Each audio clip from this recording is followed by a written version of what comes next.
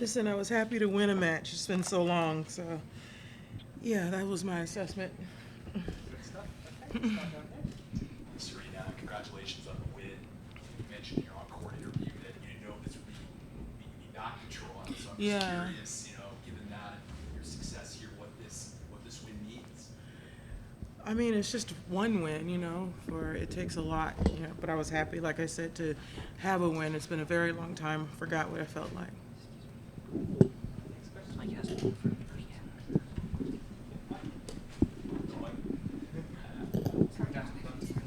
That's okay. Serena, tennis fans in Toronto were pretty ecstatic when they found out both you and your sister would be coming back to play here again. Can you talk us through the process and how they got so lucky to have both of you back here, given how little we've been able to see you play in the last year or so? Yeah, it was just good placement and timing. Like I said, I didn't even know if I would be back here in Toronto, and yeah, it just kind of worked out. It was like, okay, want to play a few more matches, and Toronto was just there, and it was perfect, and I absolutely love playing here. Clearly, so yeah, it worked out. Do you and Venus talk about that at all beforehand? Do you push each other or kind of draw each other near to come to an event when you know the other one's going to come back at that same time, sort of? Honestly, we don't talk a lot of tennis. I think after 100 years of talking tennis together, that's like a subject we don't talk about anymore, really. But yeah, but it's good to just be around, and when she's around, it's cool. I mean, she's Venus Williams. We'll come to the back. Hi, Serena. Ruben Srinivasan from Sports Canada. This tournament's sort of been billed by some as a clash between a number of established stars like yourself and former world number ones against a generation of new and upcoming talents. I was wondering whether if you buy into that premise, firstly, and I guess what sort of appeals specifically about Toronto to you and perhaps Venus as well. Yeah, it is definitely that. I feel like it's a lot of past winners and just champions in general of the tour, and then some really exciting young new champions that are coming and gonna take over, and that's exciting. So, yeah, I don't remember what the second part of your question. I guess it's you've spoken on court, and I think it's been addressed sort of. But I guess if there's anything about Toronto that specifically appeals to you and Venus when you come back playing in front of this crowd. I don't know. I just love it here. It's no secret that I've had a fabulous time on court and probably even better time off court here in Toronto. So it's a great city, and I love being here. And I used to visit here all the time, visit my friends. It's great memories. Come down here. Hi, Rosie DeMano from the Toronto Star. At this point in your career or your life, what is it that continues to drive you or keeps you hungry in the sport?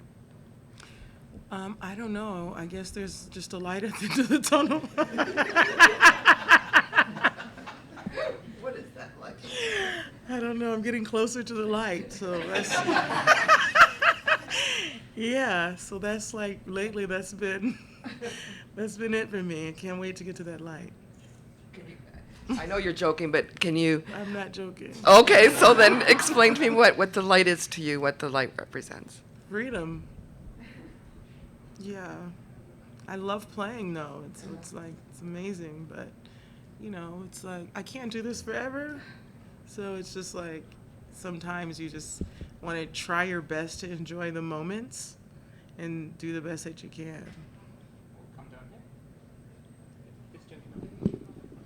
I did want to ask, how did you feel out there for yourself, like physically and mentally, being able to compete the way you did? And you also had a bunch of runs where the crowd was really on your side and you really had people on your feet. Some people were even bowing out there.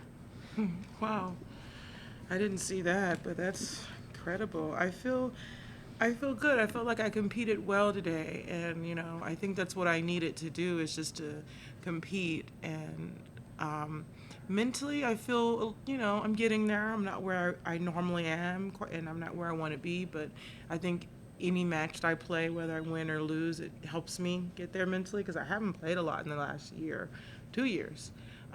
So I think that really helps me physically. I feel much better in practice. It's just like getting that to the court.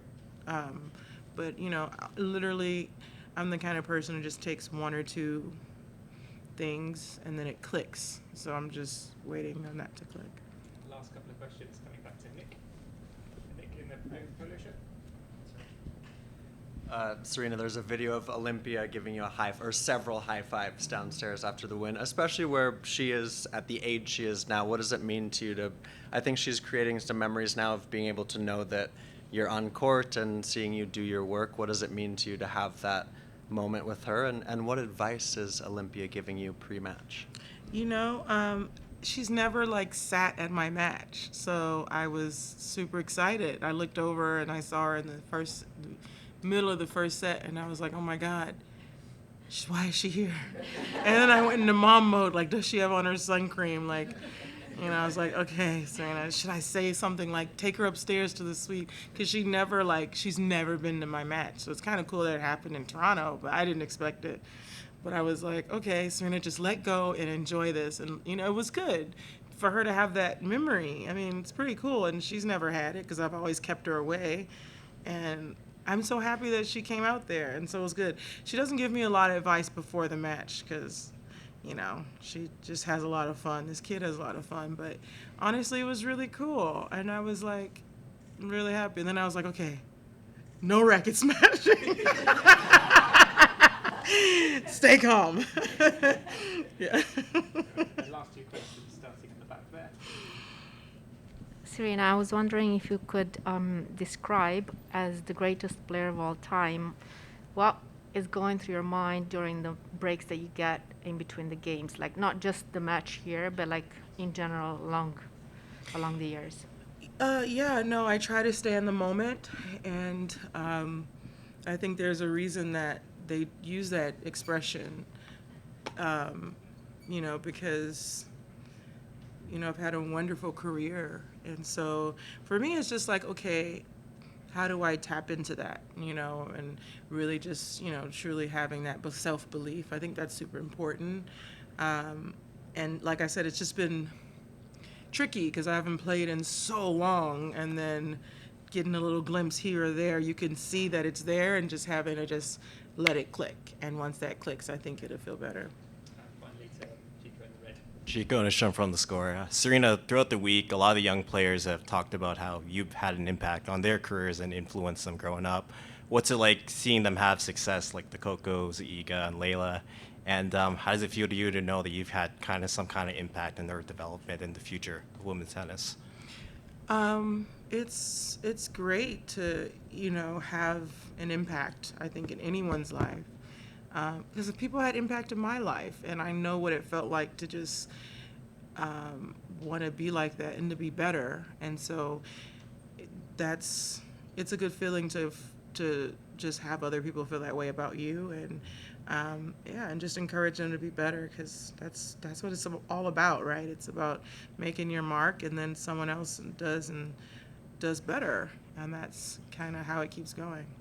Great. Thank you very much. Thank you.